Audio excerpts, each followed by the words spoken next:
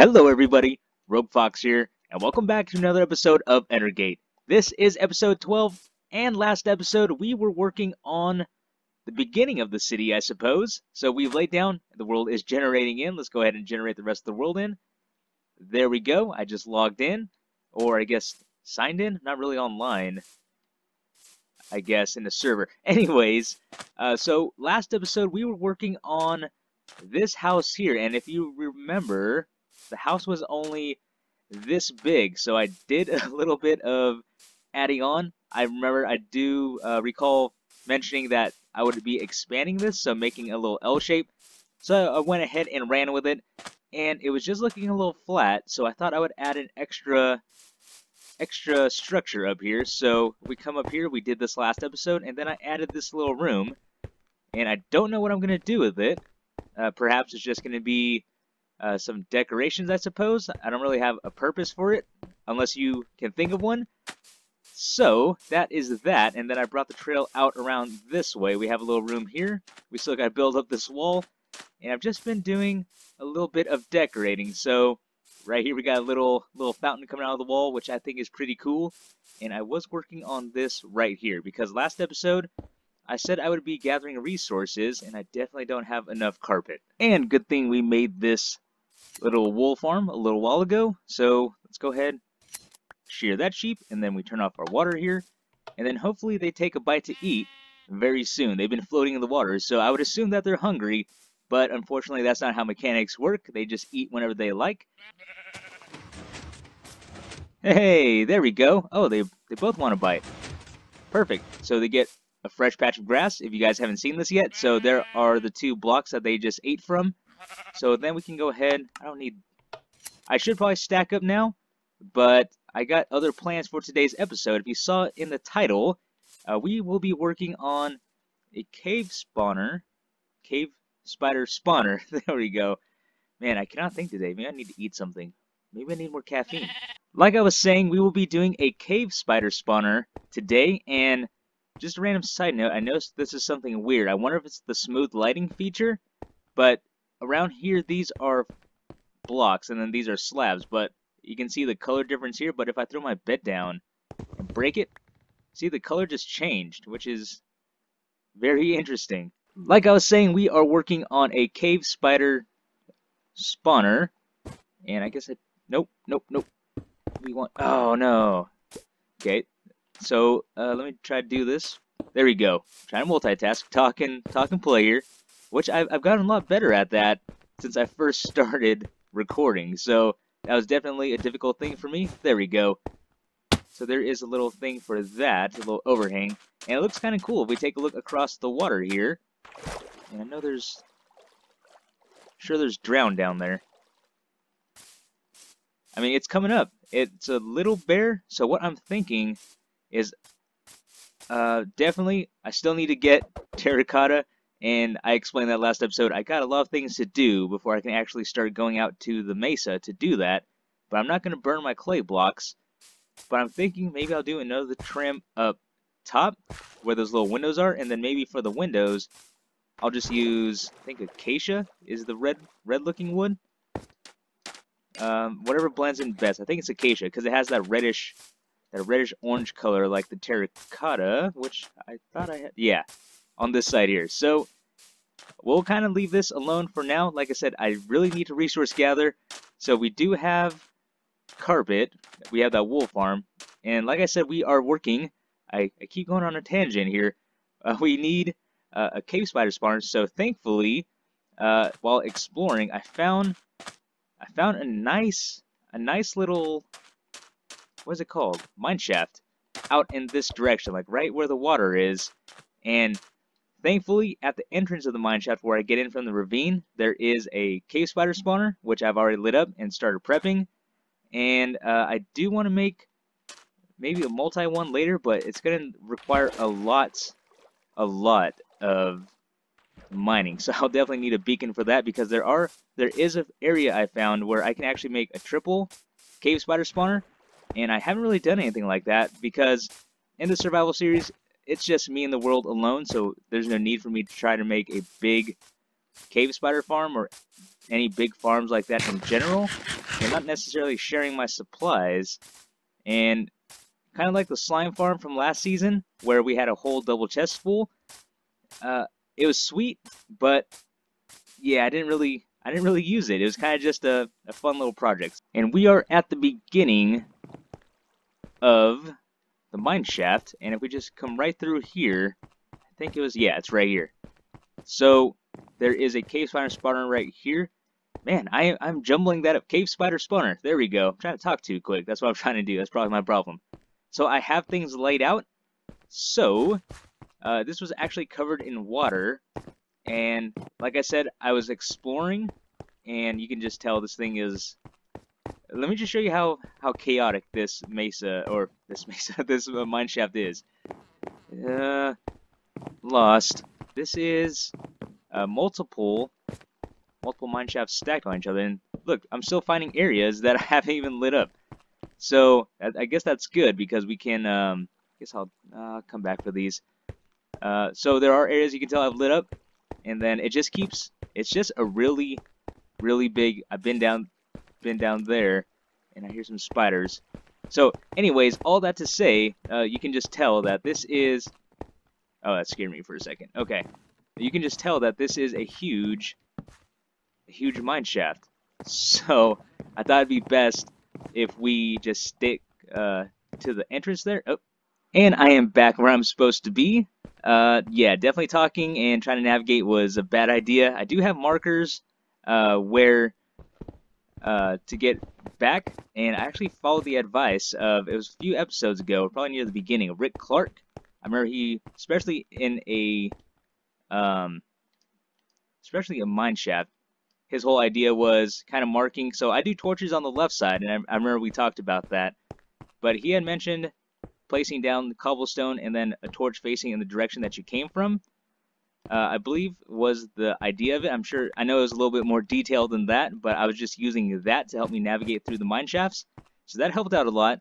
But anywho, we have a 9x9 area here, and I did mention when we're making the drown farm that in Bedrock Edition, we don't necessarily need the 9x9 area, so this diamond pattern that I have set up right here is the spawning area of any spawner. Now, since these are cave spiders, we don't need 2 blocks below like that and 2 blocks above. We just need 1 here and then 1 up there. I don't want to break that. So I do have 2. So the idea, and I'm going to kind of follow, I had an idea, and I was just checking recent videos. So Iskall kind of made something in Hermitcraft where, so this is going to be a magma block level, but I had a different idea, and what I was going to do was I'm going to have magma blocks, and then I'm going to have water right here, so it's creating that suction coming down for kind of like the water elevators where it pulls you down, so that way when spiders spawn, they can't just, they'll take damage, but there is a chance if they spawn over here they can just climb up the walls, but once they spawn and drop into the water, they will be stuck to the ground. And then down below here, I'm going to run a little minecart system. So that is the plan. Let's go ahead and get started. So it's been a while since I've worked with tracks. I believe the only thing I've actually done with tracks ever was the automatic minecart unloader. So yeah, I was looking at that. That still works, but I have a different design that I'm going to use. A new design. It's actually a 1 wide design. So I'm going to try to apply that to here, and which means you'll be seeing a brand new build, something I haven't done yet.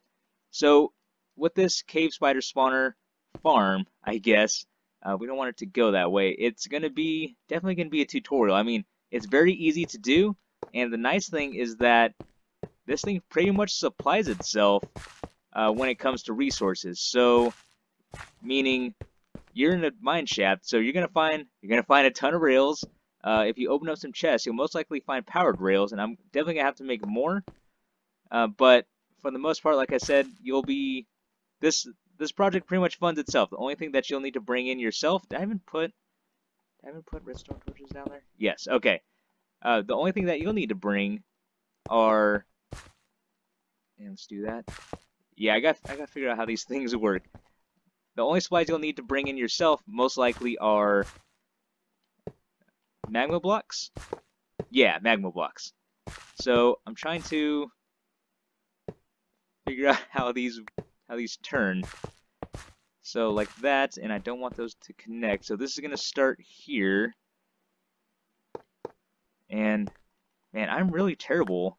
Oh, yeah, I guess the last time I did this was the slime farm. So, man, I'm struggling with this. Let me go ahead. I want to try to figure out how to do this because obviously I'm a noob at laying down tracks. And I finally got this figured out. I was totally off. I think I was trying to connect my rails here, but I forgot I needed to come way out here. So I think everything is correct. I just want to see. Like I said, the nice part is that you can find all of this in the mine shaft. So the mine cart, and then powered rails, and then if you come up short, then, oh yeah, we're definitely going to need more than that.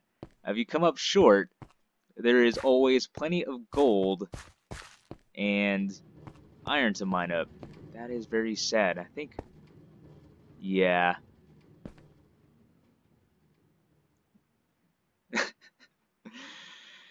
Okay, let's throw in a few more, shall we? Let's try this again. So I used 2 this time, and hopefully that's enough. So minecart, and then push. Let's see if that's enough to get it around. Just barely, it looks like, but that will do. But can, oh yeah, that should be able to push it back, I think. Right? Yeah, like I said, rails are not something I've played around with too much. I guess that's something I have to look into because this is definitely redstone. So I'm sure there are quite a few things that we can do. And one of those things is that we can place it underwater, for those of you who didn't know. And that goes all the way back. And yeah, I will be doing a video on that coming up very soon. So it's just a little short video of redstone that can be placed underwater, so that works out perfectly. Now what we need to do is it needs to drop this off somewhere. So that's going to collects there. And I forget how big of an area I need. So this is 1, 2, 3, 4, 5. And it still needs to collect from this. Right there. Okay, hold on. Let me think about this real quick. Okay, so I got my supplies. I had to go back and do that. I forgot about all the redstone, of course, for this minecart unloader. So the way this is set up, this is right on the outside of our farm. So this would be 4 blocks out. So this is where the last magma block would be. This would be the wall. And then right here is going to be the collection system. So we're going to go ahead and wire that up. And again, like I said, it's going to be 1 wide.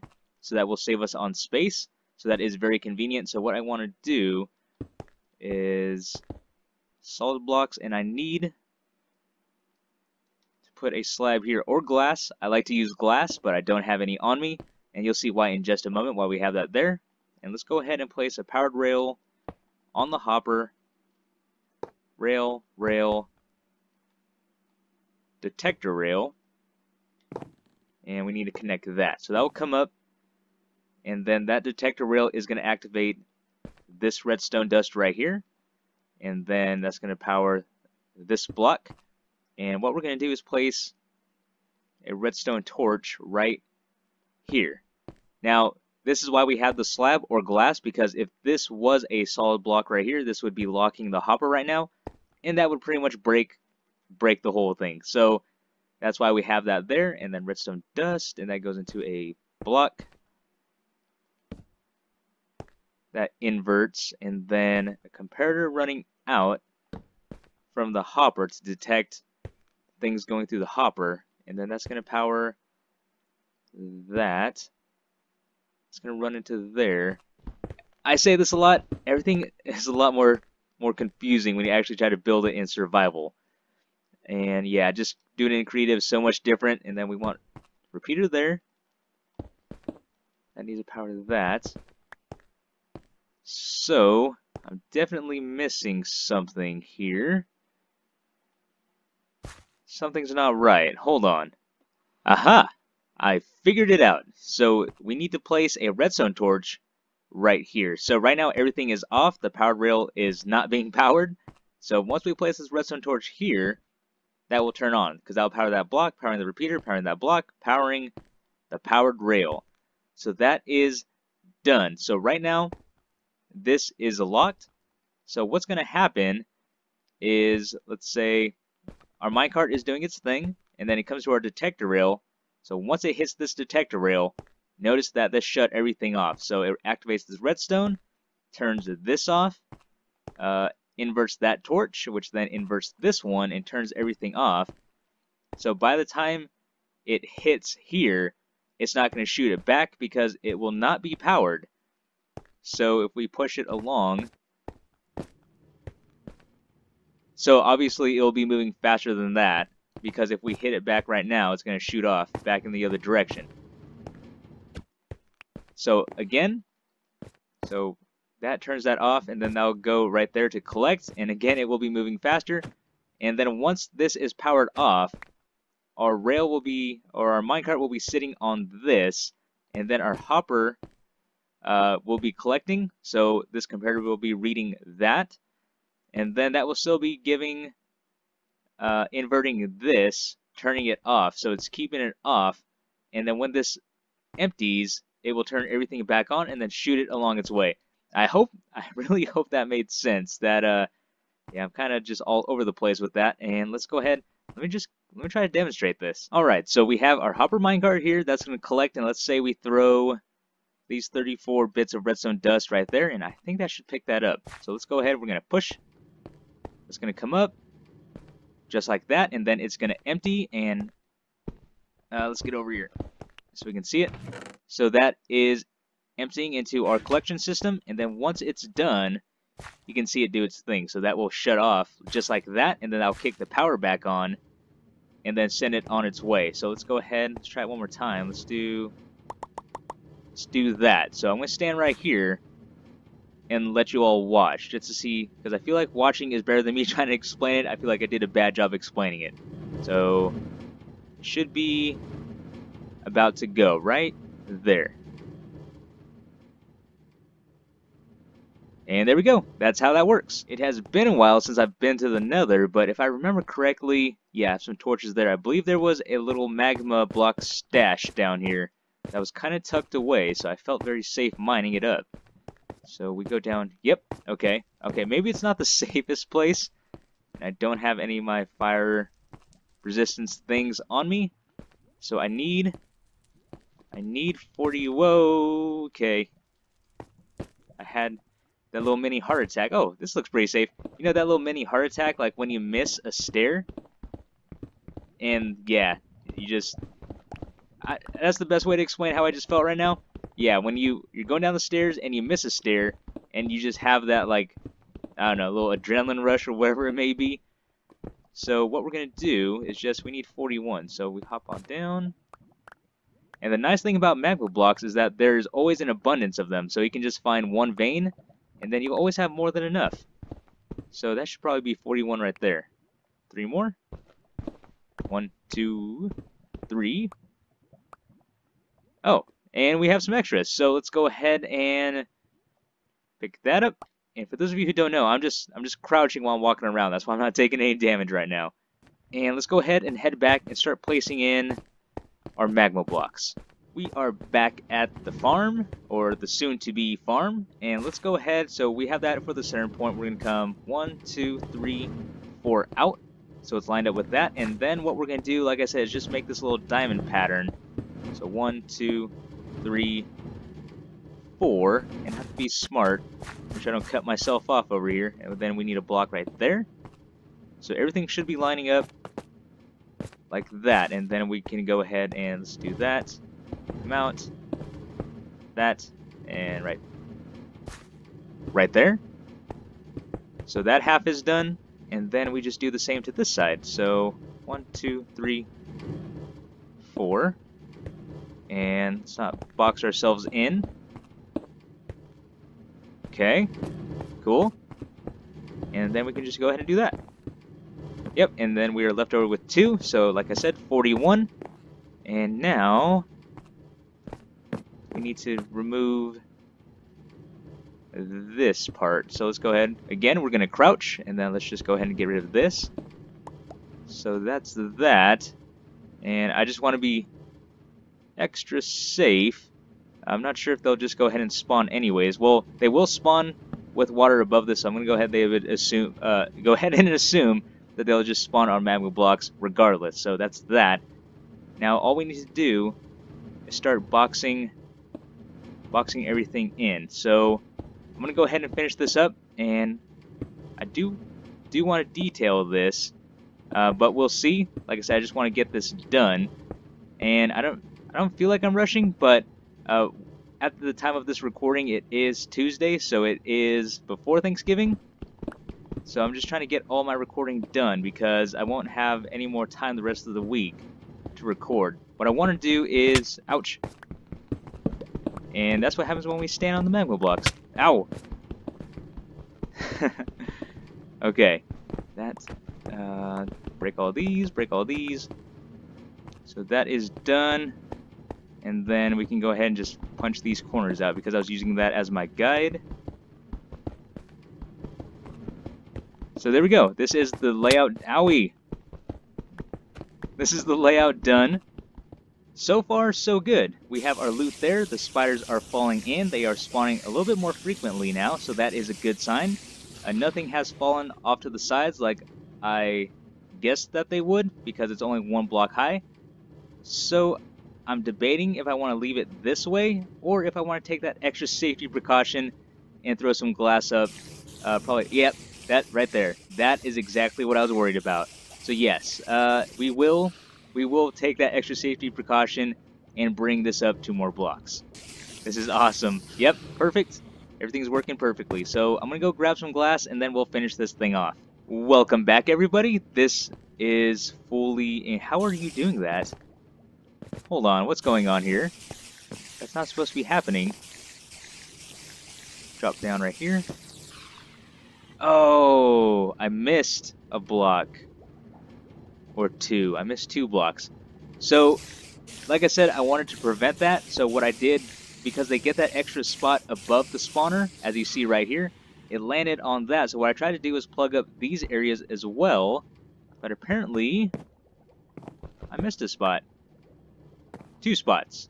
So, let's go ahead. We're going to slap this spider back real quick. Nope, I don't think so. And hopefully those are the only ones. Okay, now this thing should be fully enclosed. So let me go ahead and try to peek in here. I thought I got everything. It looks like, yeah, it looks like I got everything.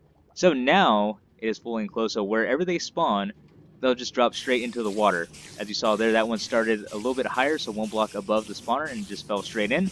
So now there are no corners for them to fall onto. So, here I am. Yeah, this thing is fully enclosed. It is functional. Let's just go ahead and check out what we have so far. So we have ourselves almost 2 stacks, so 64 and 50, and this is only 1 spawner. So I can't imagine how productive this would be if we had a triple spawner, like I mentioned. And obviously if the area was a little bit better condition than how it is right now. But like I said, I'm only 1 person, so I really don't need stacks upon stacks or chests upon chests of string. But who knows, because we have a lot of work to do in the city. So that is done, fully enclosed, and it is about time for me to go. Like I said, I wanted to get this done before I got busy for the Thanksgiving weekend. So I don't know why I ran around in a circle, because why not? So there we go. I think this is a good place to end the episode. We created the farm. I now have a string supply, so I can go ahead and AFK this while I collect resources. I still need to get to the end. I don't know if I've said that already. I'm getting all my cuts all jumbled up now, so I don't remember what I said in what clip. But I still need to get to the end, so that's going to be a lot more work that I need to do, a lot more grinding. So, with that being said, everyone, this is the end of our episode. And again, I hope I don't feel like I rushed it, so I hope this didn't feel rushed. With that being said, everyone, this is the end of our episode. I really hope you guys enjoyed. This has been Rogue Fox, and I'm out. I'll see you later.